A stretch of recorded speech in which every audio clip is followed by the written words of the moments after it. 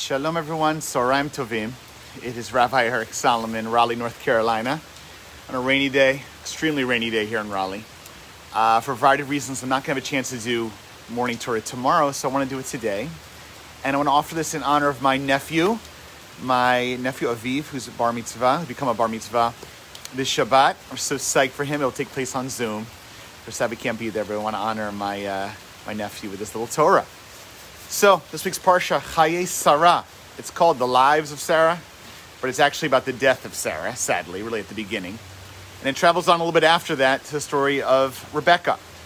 Abraham wants to find a partner for his son Isaac, Yitzchak, and so he sends his servant Eliezer to go back to the land he came from to find a wife. And the story, some of you know very well, is Eliezer goes to a well, gets his camels there himself, and he sees immediately a woman come with her pitcher. It's Rebekkah or Rivka.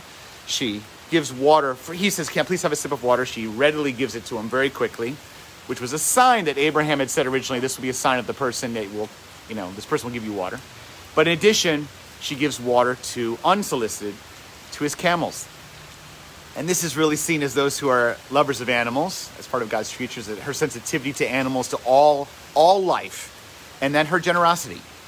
But I want to focus really on chesed. The word chesed means, translated loving kindness, means to give love, to express love, to do acts of love for other people, particularly those in need. And what's beautiful, she anticipates. She can't ask the camels. She may sense it in a certain way. Maybe they were acting thirstily in a Middle Eastern environment, desert environment, but she anticipates. And she goes ahead and does something kind, an act of kindness.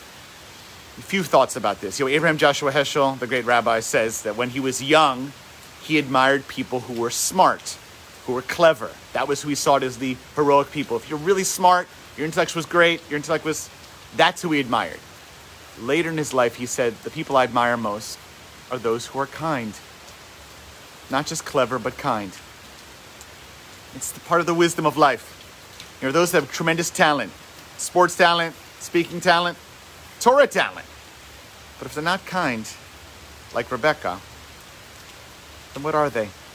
Kindness is what sticks with you. Kindness is where you bring God's love into the world. And the last piece I want to say about kindness here that Rivka models is kindness can come more easily for those who we are connected to, who we love, who we are sympathetic to for their suffering. Maybe people who are like us.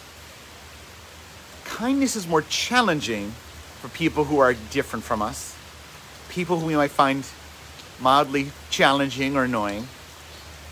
And kindness can be difficult when we see someone suffering in a way that makes us uncomfortable.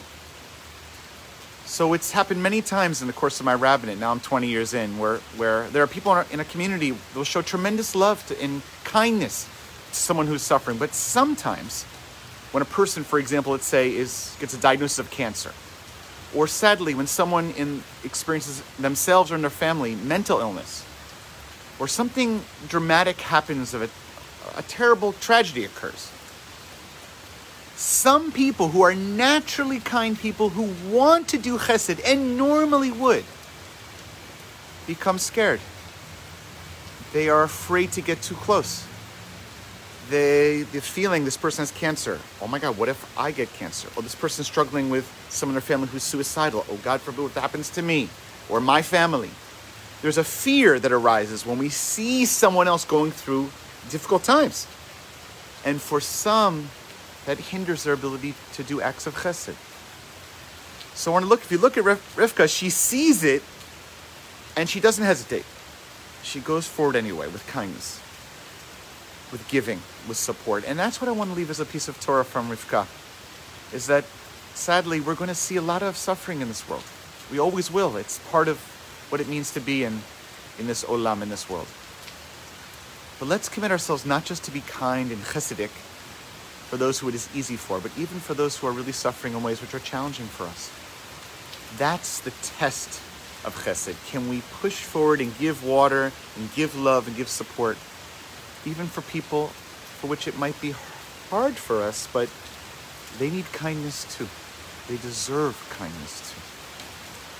So I wish everyone, please God, a safe day in this rain, a sweet Shabbat, a safe time. And think of ways, how can we give chesed? How can we give kindness? Not just to those for it's easy for, but even for those who might be more challenging. Wishing you all a early Shabbat Shalom.